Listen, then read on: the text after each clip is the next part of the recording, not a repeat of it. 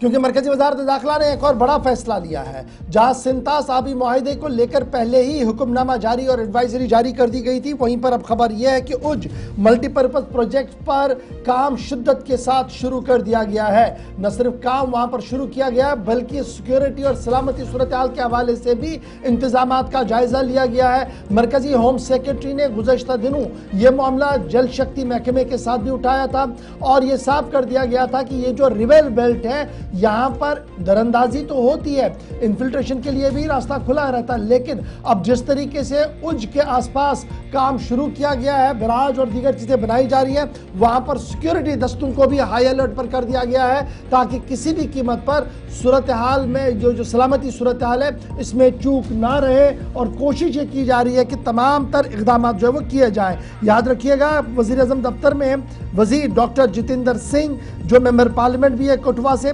उन्होंने भी इसके कंस्ट्रक्शन के लिए एक बड़ा रोल निभाया था और अब यह माना जा रहा है कि कंस्ट्रक्शन तेजी के साथ तो बढ़ेगी। जब ये बढ़ेगी तो उससे जम्मू कश्मीर रियासत को भी फायदा होगा, लेकिन बड़ा सवाल की दरअंदाजी और दीगर मामला पर नकेल कसने के लिए सलामती सूरत हाल को भी मजीद मजबूत करना होगा। शिल्पा शर्मा हमारे साथ इस बड़ी खबर पर है। शिल्पा, एमएचए का एक बड़ा फैसला हुआ है, डिटेल में जरा समझाइएगा कि एमएचए करना क्या चाहता है वहां पर और इस वक्त प्रेजेंट पोजीशन उज के आसपास की क्या कुछ है।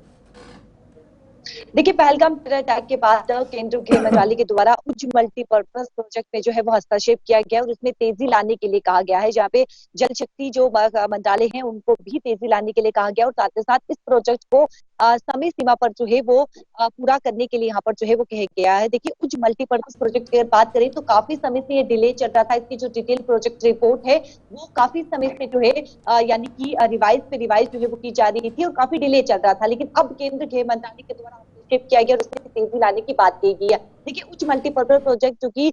कठुआ जिला और साथ ही साथ आसपास के जो क्षेत्र हैं वहां पर जो है वो एक लंबे रास्ते को ये तय करेगा और इस प्रोजेक्ट को जो है वो महत्व तब मिला जब ये खबर सामने आई कि उच्च जो नदी क्षेत्र है वहां पर जो है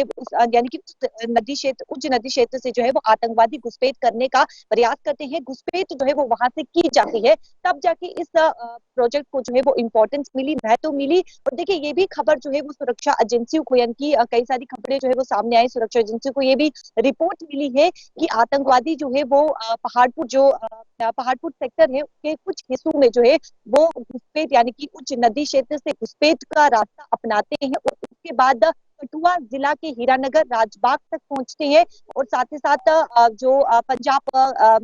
जो पड़ोसी पंजाब का जिस प्रकार से बायामल है वहां तक पहुंचते हैं और उसके बाद जो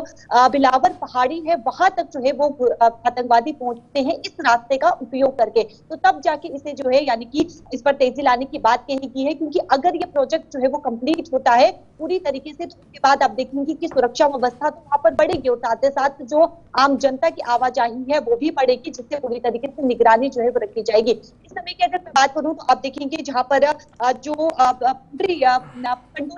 जो पंडोरी पुल है वहां पर जो सोर्सेज बता रहे हैं कि पुलिस के द्वारा 3 चौकियां वहां पर जो है वो बनाई गई है, 3 चौकियां वहां पर स्थापित की गई है ताकि जो उच्च नदी क्षेत्र से आतंकवादी है वो घुसपैठ जो रास्ता अपना रहे थे वहां पर पूरी तरीके से समय जो है वो निगरानी रख सके। देखिए, अगर हम सिक्योरिटी कंसर्न के अलावा अगर बात करें तो वहां के जो लोग है, जो स्थानीय लोग है, उनमें पानी पीने में यानी कि पानी की वहां पर जो है काफी दिक्कत परेशानियां देखने को मिलती थी,